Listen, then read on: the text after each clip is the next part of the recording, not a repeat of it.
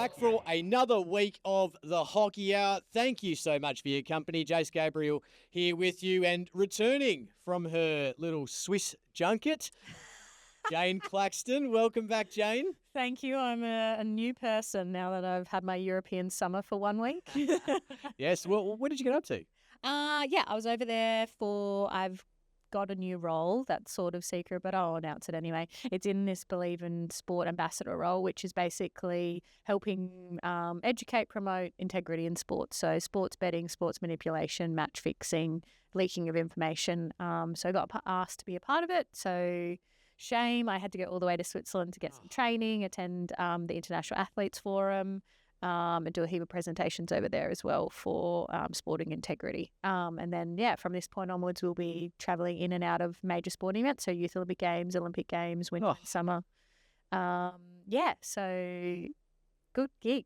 Yes, very good gig. Just I know. Switzerland for a week and And And I spent more time on a plane, but no, it was amazing. It was a great opportunity. Oh, great to have you back. Of course, we had Joss Bartram filling your boots last week, and she was good, wasn't she? Yeah, she filled them well. I was a bit annoyed. I thought, maybe I'll look really good. But no, she's a great talker, very well informed as well. So No, we loved having Joss on last week's show. Of course, we had a great show last week, and thank you all for joining us. We had Tyler Lovell on the show, and of course, we got involved in what we think the number of teams should be in the Premier League. But we're going to hold on to that, Jane, because there is a question coming up in the mailbag about it. But let's get straight back into the Hockey WA news. And of course, Hockey One fixtures have been announced for the upcoming season, and it's kicking off in October, and it's a blockbuster rematch, grand final rematch. Our Perth Thundersticks taking on the Brisbane Blaze. Of course, they played each other in Tassie, and our girls got the chocolates for the very first time. They're going to play opening night at the Queensland State Hockey Centre. So fantastic opener for the season. The Band-Aid straight away. Absolutely. And we have 3 home matches here at the Perth Hockey Stadium, 19th of October, 2nd of November, and the 23rd of November. Pop them in your diary. We've got the Canberra Chill. We've got the, I think it's the Hockey Club Melbourne and New South Wales Pride are all coming to town. Membership's going to be released soon, so keep your eye out on the Hockey WA and Perth Thundersticks social media channels, because you can lock yourself in early and get all the great benefits of the Hockey One season. Bigger, bolder, better was what they said, Jane. I'm excited to see what that means. Yes, I wasn't quite sure what that meant, but maybe it's the grand final rematch being straight up. What is there anything else that makes it bigger and bolder? I don't know. Maybe like a big payday for the winners. That would be lovely. I am hearing there is a lot of movement. Have you heard? I have heard a lot of movement. Yes. I'm fascinated. We won't release anything yet, yet. Until they officially become announced, but there is a lot of movement. I think that is exciting, though. I like that movement between states, and movement of international, national league players between states. That was the whole purpose in the franchise. It was a franchise scheme for a reason. It wasn't a state-based scheme. So I really love that people are taking that risk and going to a different state, lending their trade there, and I think it's going to be great. Yep, cannot wait for that. Coming up in October/November. Right back here in Perth, though, over the weekend, just gone, we had the CBH Group Country Championships. The women up first, and, it was a huge weekend at the Perth Hockey Stadium. 44 teams from across the regional WA sectors, all at PHS and Fletcher Park. The women's Division 1 champion was Bunbury. Division 2 was Eastern Districts. Division 3 was Roe Districts. Division 4, Upper Great Southern. Division 5, Ongerup. And then the Masters Division 1, Geraldton. And Masters Division 2, East Avon. well done to everyone that was involved. Fantastic to have our country athletes come up to Perth and enjoy a great weekend. I know it was very well enjoyed on and off the field. You got down there, didn't you? Yeah, and my parents did, of course, watching their third daughter, Harriet Collins, representing Esperance, who was actually in the finals. So, yeah, it was lovely seeing her out in the field doing her thing, copying and delivering some blows. So, yeah, no, it was great to watch. Fantastic. We've had the Pro League too, Jane. Yeah, FIH obviously continues in Europe with the Kookaburras finally kicking off their campaign with their European leg. Obviously taking on India Saturday, Sunday, which was incredible for someone that was just sitting on their couch recovering from jet lag. Frost the weekend. So obviously on the 15th and 16th, both 3-2 wins, which, yeah, quite good, quite consistent. And I loved the type of hockey they were playing. Even the commentary kind of said this looks like a Kookaburras of old, where you have, the Jamie Dwyers that are like just creating some magic, and they're just relentless in their pressing style. So Horry doing some great stuff. Goal scorers in game one being Tom Craig, Nathan Effrens, and Joel Rentala. So Joel back in the side after a bit of sabbatical, which is nice. Yes. And then goal scorers in game two, Tim Brand, Blake Govers also back from a bit of sabbatical, and Cooper Burns. Blake Govers' goal was... Honestly, I'm like, he touched he was bald, so I didn't know who he was. And then first touch of the game, I nearly texted him straight away being like, this is just annoying now. Well, I try so hard. On quick view, like if you didn't actually know that Blake had shaved his head, you would think it was Jack Welch. Yeah, right? Yeah. I was like, who is this? And then you get the close-up and like, Blake. That was, yeah, love that finish. And then obviously Hockeyroos kicking off their next weekend in London, also taking on India, which really annoyed me, the game times. I had to kind of switch between, they were both started halfway through one, which that's just my personal opinion. But they both got out with a win, 3-2 and 2-1, both tense games in the end. Yes. Quite nerve-wracking for me as a really invested supporter. But goals in game one went to Courtney Chanel, Lexi Pickering, debut goal, obviously, and Tatum Stewart. And then goals in game two, Amy Lawton and Lexi Pickering again. So, yeah, lovely hit out for Lexi. Yes, great to see her and Jessie Reid finally make their debuts. Lexi's obviously had to wait a little bit longer, obviously being named to the squad at the start of the year, but great to see Jessie named as well, and Lex finally on the scoreboard, which is what we like to see. And then obviously further in the international scene, pools have been announced for the 2025 Women's Junior World Cup. Obviously 6 pools in a more expanded league, 25 teams for the first time ever. Pool E, Australia, Spain and Canada, which is obvious, and Scotland, which is obviously our pool, which is, I think, going to be quite a difficult pool. There's a few red herrings there. Scotland and Spain are probably pretty hard opponents to kind of gauge. And then Pool A, Netherlands, Japan, Chile, Malaysia. Pool B, Argentina, Belgium, Zimbabwe, which I didn't realise had qualified, Wales. And then Pool C, Germany, India, Ireland, Namibia. Namibia? Namibia, yeah. Namibia. I was like, that doesn't make sense. Pool D, England, South Africa, China, Austria. Again, Austria more predominant in the indoor scene, so great. They're kind of transitioning. And Pool F, United States, Korea, New Zealand, and Uruguay. So, yeah, it's going to be an exciting league. Obviously, that's kicking off from the 1st to the 13th of December this year in Santiago, Chile, which obviously hosted the last Junior World Cup. Yeah. And in chatting to my Chilean hockey friend in Switzerland, they're avid junior hockey supporters, and so super happy to be able to host it again. And obviously Netherlands trying to defend their Junior World Cup title. So not only in the senior ranks, but in the junior ranks, they're doing incredible things. So, yeah. Argentina, who are kind of on par, and probably see how the progression is working, I guess. So if you can develop some good under 21 athletes, it looks good for your senior national teams. Awesome. That's going to be a great atmosphere in Chile. Yeah, and I love that they've really expanded the countries, because you do need to give more juniors more exposure to kind of give them that taste of international hockey and keep them invested. The Boroughs and the Jillaroos are playing in the moment in Europe and have kind of connected in with the Hockeyroos and the Kookaburras. So that's been really cool. So make sure you check their social media pages to see how their results are going. I think they both played India and Belgium potentially. So yeah, something like that. So Don't have the scores, but yeah, go and check it out. All the scores have been updated, and you can get a bit of a glimpse of to some of the athletes we may see later in the year. Mailbag time, Jane. I know you've missed it. Exciting. And some great questions this week. Got one here from Liam King, 2117. It's a little bit vague, so maybe we'll open this up both ways. He's asked, who is the best player? I think we might have answered who we thought was the best player. I feel like we answer this every week. Well, let's talk about who you think the best current player in the world is, because I don't think we really... in the world, not just WA. Well, I think, yeah, let's go the world, because it is a little. We're not quite sure what Liam's referring to, but let's go who you think the best current player in the world is for the men and women. Women, it depends like what you value. I'm more of a I don't get totally excited about drag flicking and goals. So you're not Yubi Yancy?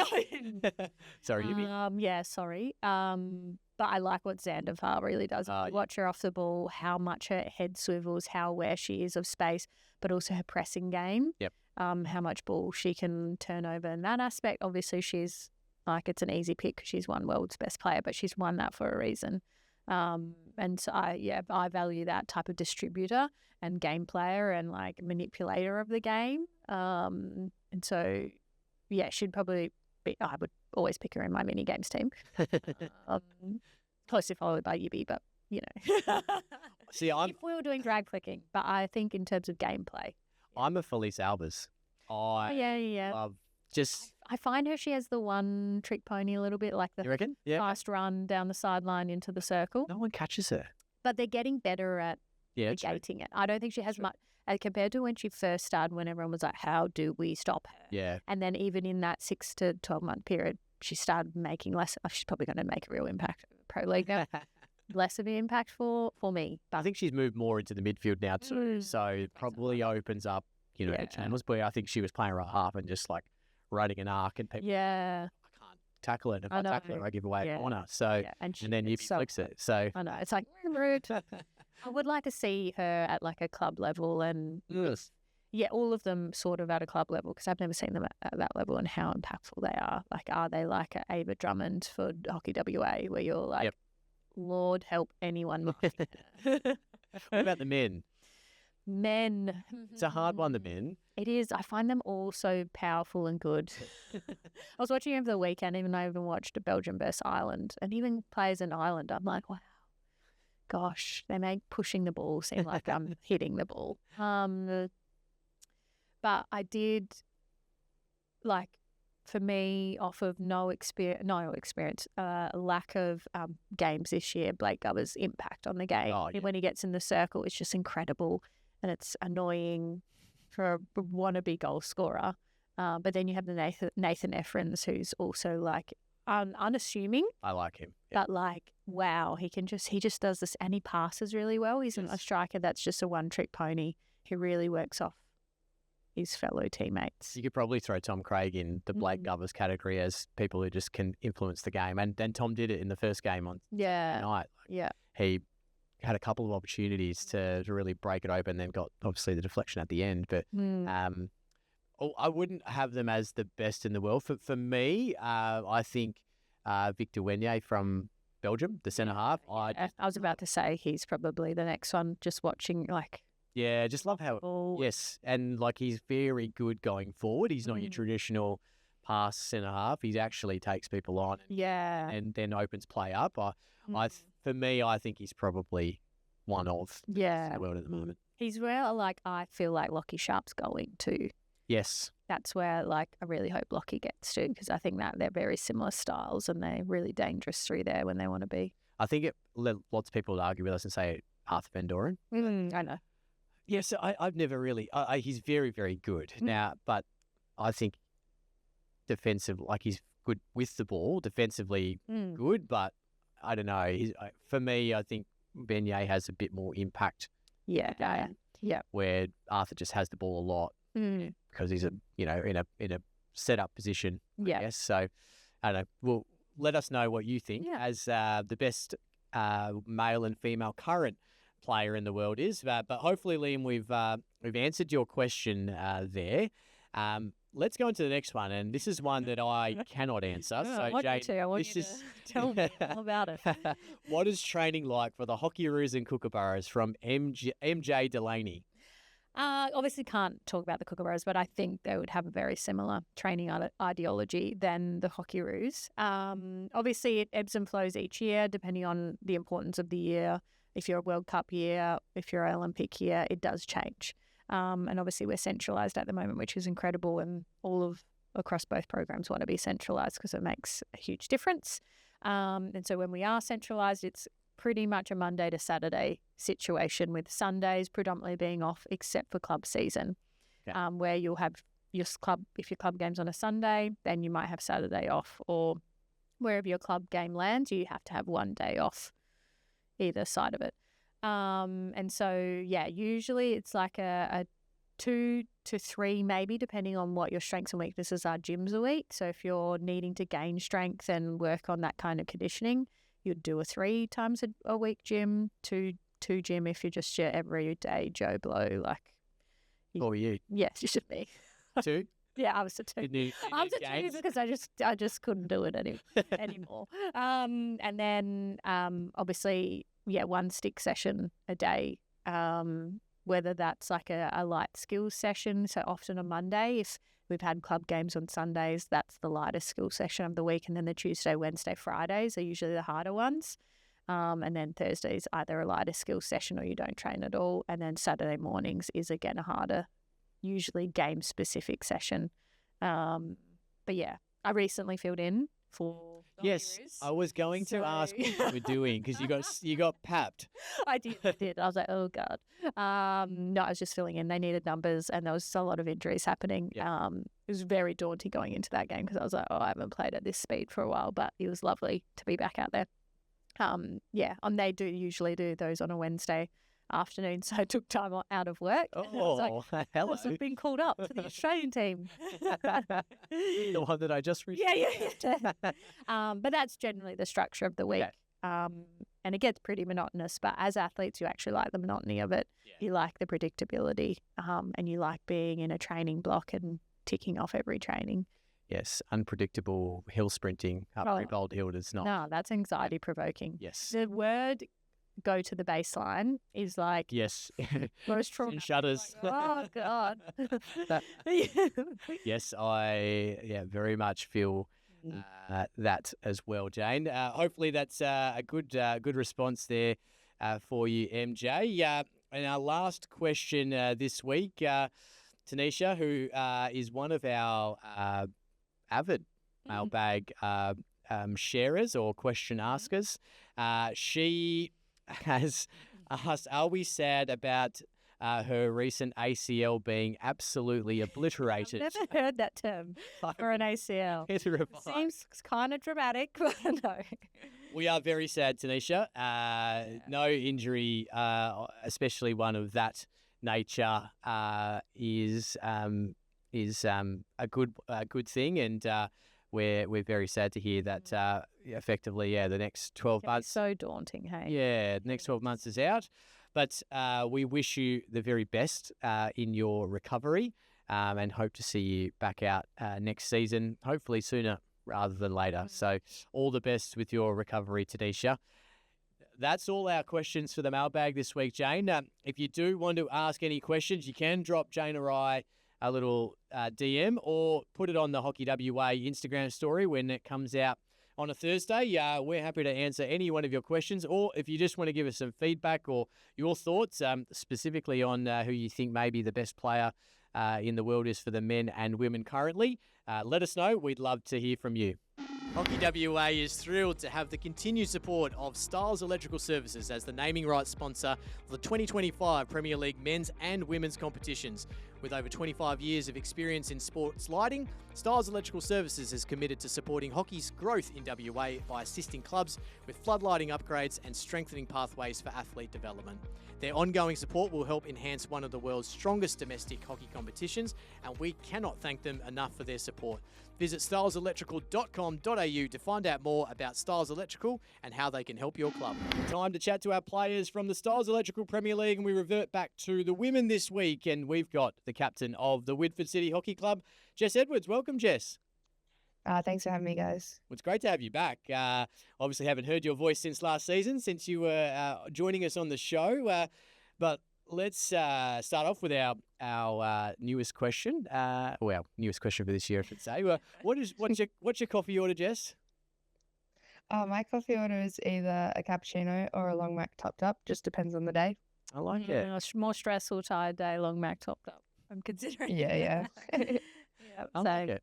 I've never been sure with people who have two different coffee orders. As in you think they're weird. Yeah, I don't understand it. Like it's just one or none. Like I feel like a cappuccino is more casual. You don't need the caffeine input, but long mac topped up, you're serious. Okay. Yeah, absolutely. You know? Long mac topped up on a game day, usually. True. There you go. All right, we got full pump then. I love it. Thanks, Jess. All right, well, clearly it's been a tough start to the year for the girls. You've hit the halfway point of the season and obviously having the bye on the weekend. It was a good time to reflect. How have you guys reflected on it as a group? Yeah, absolutely. Obviously, not much really going our way this year, but I think we have a relatively new group. I think we probably have one of the least capped Premier League teams right now, and quite possibly the youngest as well. So we knew this season going into it that it was going to be quite tough, but it's more the focus for us is just like getting some of the younger girls that we have at the club, fostering them and giving them some caps, like maybe 30, 40 caps by the end of the period with no relegation, just to give them some time, grow as players in a year that it doesn't really matter too much. So that's kind of where we're looking at the moment. Obviously, heading into the second round of games, we're looking to just have a few better results than we did previously, maybe get a win or two under our belt, which would be nice. But yeah, just looking to develop our younger players for the future at the moment.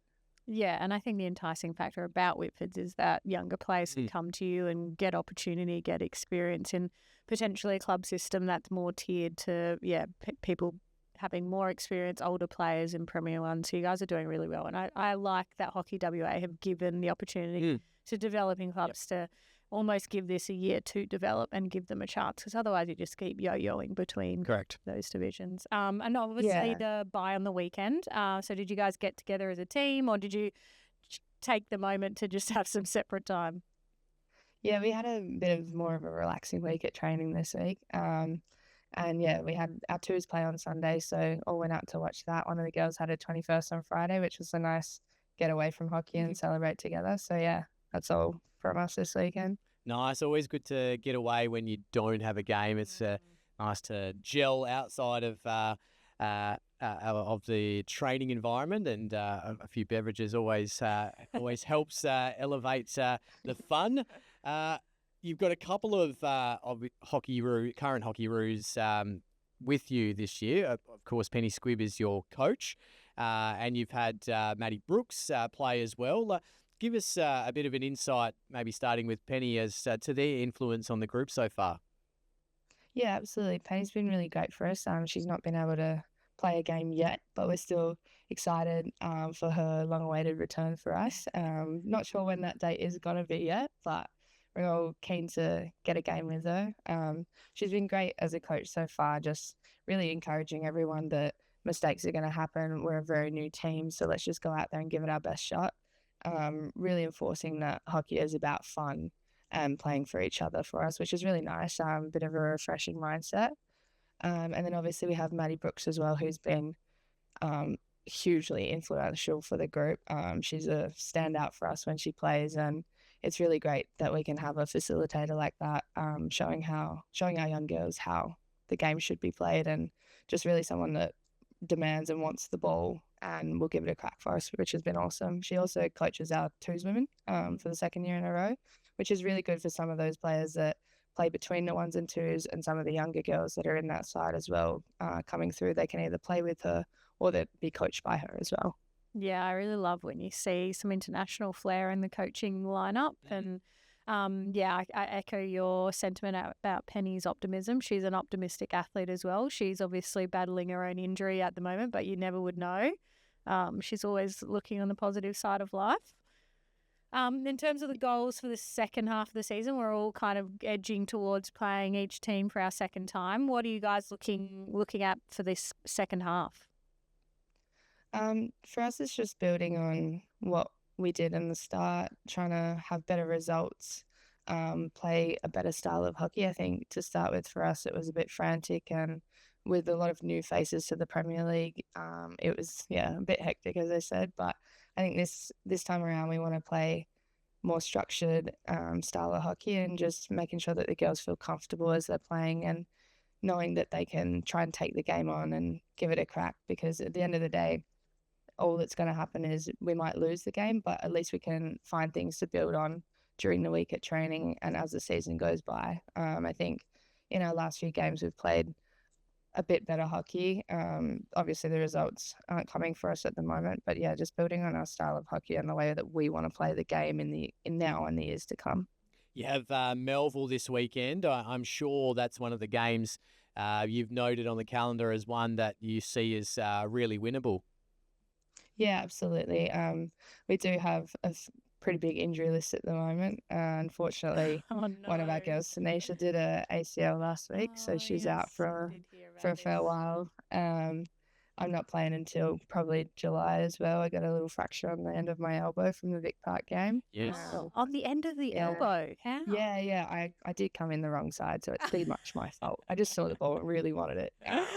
But it just connected so perfectly. She swung and my elbow was out, so it's pretty awkward, but not great. I've never really heard of that type of injury at hockey, but Yeah, I know. It was, not great, but no hockey till July for me. But we got another couple of injuries in the group, and with Maddie away and Penny out still, it'll make it a little tough. But yeah, I think the girls are up and ready to go after a week off as well.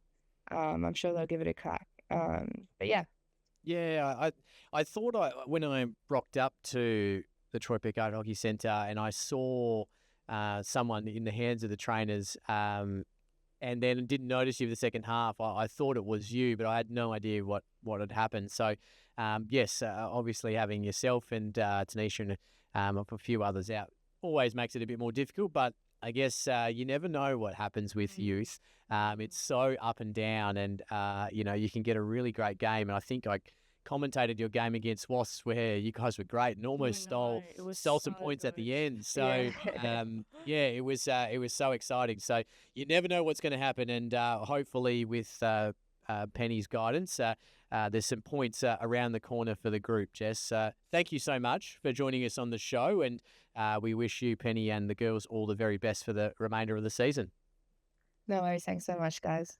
All right, Jane, we've brought it back. Time to rack your brain in your time as a Hockey-Roo. Inside the Circle is back with Jane Claxton. We got the coffee question last week as to what our coffee orders were. What's your coffee order? Mine is either a flat white or a long mac topped up. If I'm same as Jess, whether you need. Well, hers is cappuccino, so she likes the chocky on top. So I'm obviously an elite athlete. No. Usually my rego every day would be flat white. Long mac topped up is like pre-game. Yeah. Okay. So same. Yeah. Same. Depending what country you're in, obviously. Yeah. Just need the. Yeah, you need the extra buzz. Righto. Fascinating. Okay. Well, this week on Inside the Circle, I wanted to talk about selection for tournaments. So the Pro League, for example, World Cups, Olympic Games. Yep. Give us, and when I say us, the listeners, give us an understanding of the process of what happens when selection comes up. So, and it's always fascinating because I always think people know this stuff, but you realise you're in such a bubble and you have so much information and you just assume everyone else knows it. So for major tournaments, there is a selection criteria and process, so World Cups and Olympics. For every other tournament, you can pretty much pick and choose, and you don't really have to. There is obviously guideline, but especially for those two major tournaments, there is quite a regulated process. And they've really improved over my time as being Hockey-Roos about how regulated that is. Our last Olympic cycle, I don't think I've been part of more regulated selection process than what happened going into the Olympics. You would literally have to have deliberately just ignored everything that was happening around you to think it wasn't really, really well done. Okay. And that's hard because hockey's so subjective. Yes. And sometimes it's not about the data and how good you are in pen and paper, but how good you operate in a group. And it's so much, but they did actually, it's so well across both men's and women's. And that was learnings from previous years where potentially there was holes in the process. Yep.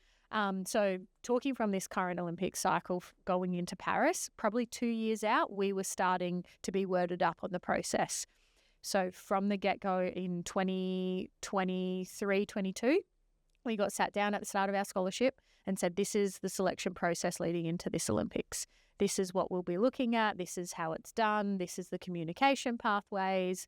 These are the assistance you can access if you're struggling. Got given a plethora of information. Now, you as an athlete have to be willing to consume that information and process it and take it in and realize at that point in time, they're setting us up to understand a really long-term selection process because it's probably 2 years it takes to really nut out what your best team is. Yep. And they don't just choose it from tournaments. It's daily training and professionalism, behaviour, all of those things, cultural integration, those types of things. So 2 years out, they were setting up this selection process and communicating constantly and reinforcing processes, reinforcing help pathways, reinforcing what they valued versus what they were looking for versus what potentially they didn't want in a player. And so it probably differs slightly between Hockeyroos and Kookaburras how that process played out. For the Hockeyroos, we got sat down of Olympic year, refreshed again for the 5,000th time on this selection process. But again, you're talking to people that sometimes don't consume information very well. And so they have to do that. And it was given in paper form, electronic form, verbal form. Yep. And rigorous. Very rigorous. I couldn't stress that enough. And then they said, look, how do you want to find out your selection? It's a player's choice, how you want to find it out. You could either get a phone call, so from the head coach, or you could get a phone call from the AWNE, Athlete Wellbeing and Engagement person, our high performance director. There was choices. And and they were happy to do individualized. So a bunch of the group said, I would like it just in an email. I have maximum control where I am, when I open it, just email me. And so that was a mass. And then there was maybe one or two that wanted a phone call directly from the coach to say yes or no. Okay. I would personally find that so traumatic, knowing my phone's ringing, being like, God, I have to now talk to someone. Yes. So I personally opted in for the email. Just I'm a control freak. I want to know when I'm getting it, where I'm going to be, and I can open it in my own time.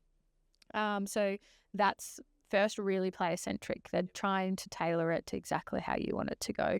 And then the process they go through, they obviously have an independent selector on both sides of Kookaburras and Hockeyroos. They're not a coach. They're not a parent. They don't really have much association with the Hockeyroos group. They're just independent. They watch every game. They do come on tours to kind of get the vibe of the group and how people fit in certain ways. And they're usually an ex-player with some coaching experience. It just varies. So that was really crucial. And then obviously you have to go through the Hockey Australia board once you've decided this is our team. Do you ratify it? Do you have any questions? It goes through quite a rigorous process.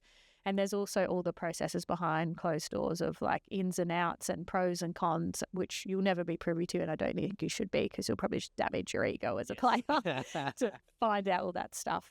And then obviously comes to selection day. Selection is announced, and there's like a 48-hour period, I believe, where you can submit an appeal. Yep. And for the Olympics, you submit that appeal and it goes to the high performance director, and they basically have a window to come back to you with feedback about why you weren't selected. And then from there, you can then elevate it to the sporting integrity unit. And you have to identify where, so it's not identifying that you were better than someone else. You saying, oh, well, I'm Sarah and I'm better than Lisa because of X, Y, and Z. And that's my point of view. It has to be, you have to point out holes in the selection process. Yep. So why you think that inherently it was an unfair process. Yep. Typical appeal. Which I going in, I'm like, good luck if you're going to go down that avenue, because they crossed every T and dotted every I in the entire selection process, in terms of making it so unbiased, so driven by performance. And there was a lot of data backing up the selection of certain athletes. Yeah, perfect. It was incredible what they orchestrated. Yes. And so even I went in like 2 years they'd orchestrated this in terms of, this is the process. Everyone knows it. It's very clear. And so, yeah, I thought it was like, good luck to you if you chose to go down that avenue. But yeah, obviously you then go to this appeals board, and then from there you can keep escalating things to getting lawyers involved and things like that after that process, but it comes at your own cost. So originally they flipped the bill, and then a decision's made. If you want to then appeal it, you can go even further and higher up to appeal it, but it comes at a cost. Say 50 grand. No one's probably willing to that bill. And it's across all sports. That's the same process across all sports. So the marathon team were very similar. They had an appeals process, and it was undertaken that way and then stopped once they gave the feedback of why, just because the monetary amount is too high for people to keep going further. Yeah, and of course, we saw it happen, play out in front of our own eyes with Rosie Malone, and it went a fair way down the line. So it is good to hear that how rigorous the information being provided was, how much in advance players were notified, and obviously you would have communication, you one-on-one communication with coaches and line coaches, right? Like that's just a normal thing, isn't it? Yeah, and it's, I feel for coaches this day and age, because you're wanting to elicit the best performance in someone. So you're not always going to keep telling them, you're performing badly, we need you to perform better, your spot's on the line. You're going to try and amp up their strengths. And so you're going to be telling them, loved what you did there today, because like inherently that helps people play better. And you're wanting to give them the best opportunity to be selected in your team, because you want to be successful as a coach. Yes. If your team wins a medal, you win effectively a medal. And so, there's that blurry line where someone's saying, oh, everyone was telling me how great I was, and then suddenly I didn't get selected. Yes. I'm like, there were probably conversations had where they were trying to give you feedback, but it had to be positive. And it's like such a hard line where you go, they're trying to make sure that you can still perform and not just be telling you how bad things are for you. Yes. And so where's the line? Where do you like trying to give someone the best opportunity to play well is getting them into an environment that is supportive for them playing well. Yep. But then it's not a surprise when they don't get selected, because you're also trying to give them constructive feedback. It's like, I don't know how they do it. Yeah, it's difficult. It's very difficult, especially in this day and age. It's not, feedback is probably not taken as like on the chin as it may have once been. Everybody has obviously an understanding of where they're at and are a bit more, I suppose, assertive in how they feel about themselves, and which is great. But obviously, you can't pick everyone. No, as much as you want to. What's the vibe in the group? Any selection, obviously, in Olympics is, a higher, stress level, I suppose. What is the vibe amongst the group pre selection or pre getting that email, and then post and sort of, potentially, how it went during that time of Rosie's appeal?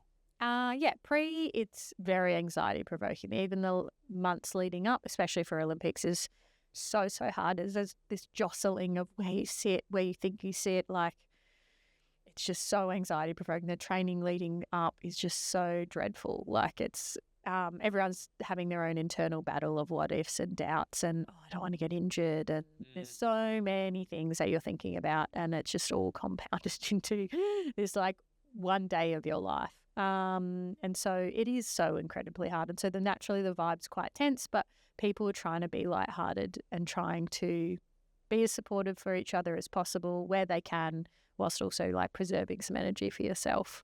And then the day after selection is always the hardest. And deliberately for Olympics, they always say, if you're not selected in the team that week directly after, you can have it off. Yep. You don't have to come in. You don't have to face these people that, and they don't have to pretend to not be excited around you and feel awkward. And so they try and integrate it. But there is going to be that day where you return back to the group. But it does allow both sides to either celebrate or, gather their emotions, kind of talk to their loved ones, get support, get in a better frame of mind to then return back. Because there's been so many instances where you don't get selected for the Olympics and then an injury happens and you get brought in. Yes. And so you want to be in the mental space to be like, okay, I still have to give it a crack. Yep. But it's always that first training when everyone's back together is always so awkward, and awkward on both behalves, because I know as someone that has been selected, it's like, I don't know how to talk to you, but I want to talk to you, and I know I feel sorry for you, and I hate that you're in that position. But you notoriously get it wrong every single time. Yeah. And sometimes it's on you to reach out, sometimes it's on them to be receptive. And it's just, I hate it. It makes you feel so yuck. But yeah, you get over it and you know each other quite well by that point. You really lean on the people in the group that are closer with them to give you the sense of how they're going. Yeah, it's very difficult. And look, obviously the Olympics is the pinnacle selection, but there's plenty of others along the way, and obviously working with selection and non-selection, for continuous tournaments as well. It can be challenging, for athletes, and again, like you said, working through how you portray yourself around them as well. So a good insight, Jane. Really appreciate your honesty with that. It is certainly a difficult process for all, but it has to be done, and that's part of being an athlete and buying into playing at the highest level, is that, you are susceptible to not be picked. So But I think it's probably the one microcosm of society where that still exists. I think we're so apprehensive about ever isolating people or ever not making people feel wanted, and it's really going down that rabbit hole, whereas elite athlete is such a unique environment where that still exists.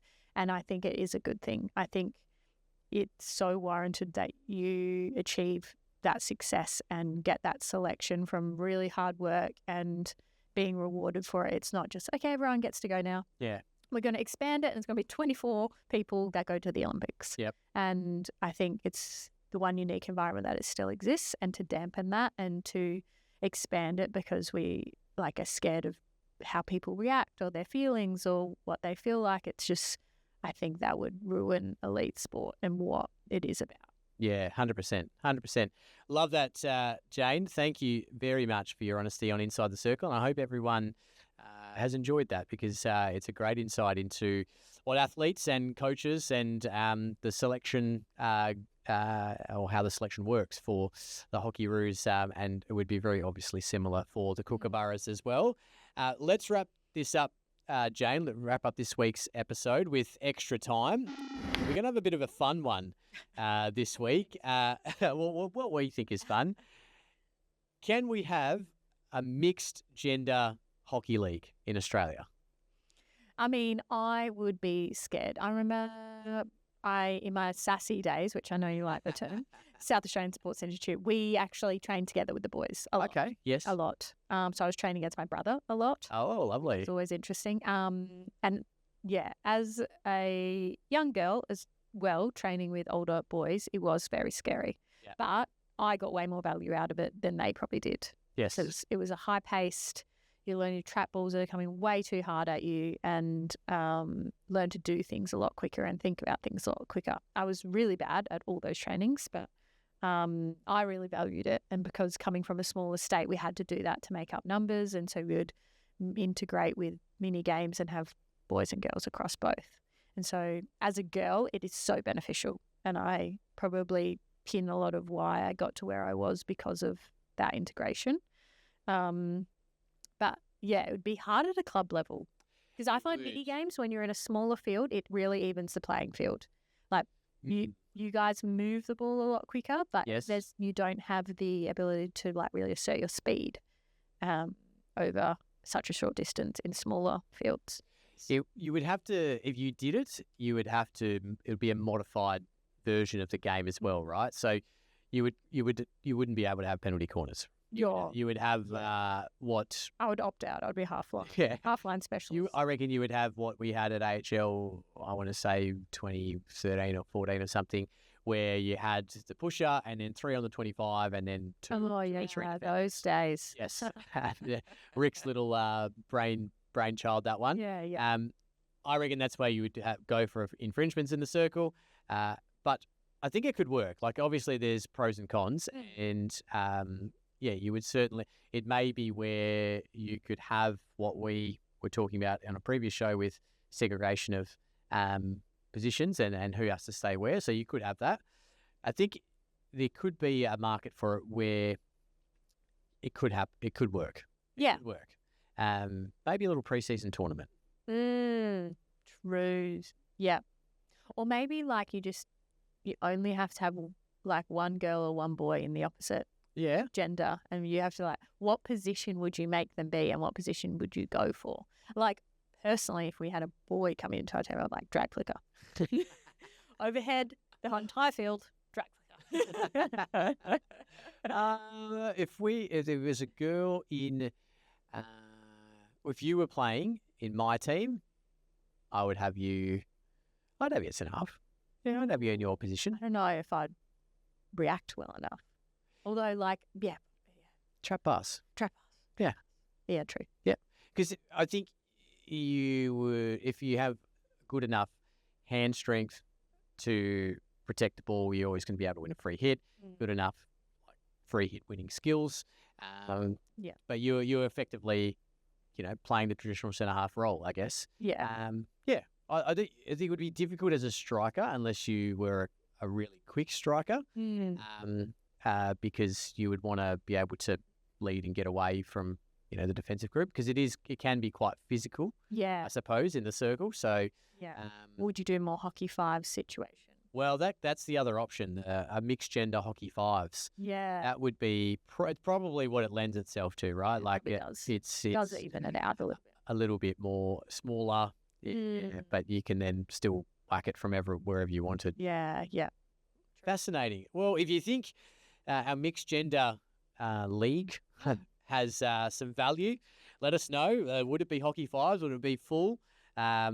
How would you make it work? Let us know on the chat line, wherever you want to drop us a line, if it's Jane or I directly, or the Hockey WA Instagram page. But that's extra time for this week. And that's the show, Jane. Great to have you back. Thank you. I'm glad I've been accepted back and Joss has been rejected. No. Just the one strike. Just the one strike. 3 and you're out. Yeah. No, it was a fantastic episode. Thank you to Jess Edwards, who joined us. Of course, huge weekend of hockey coming up again.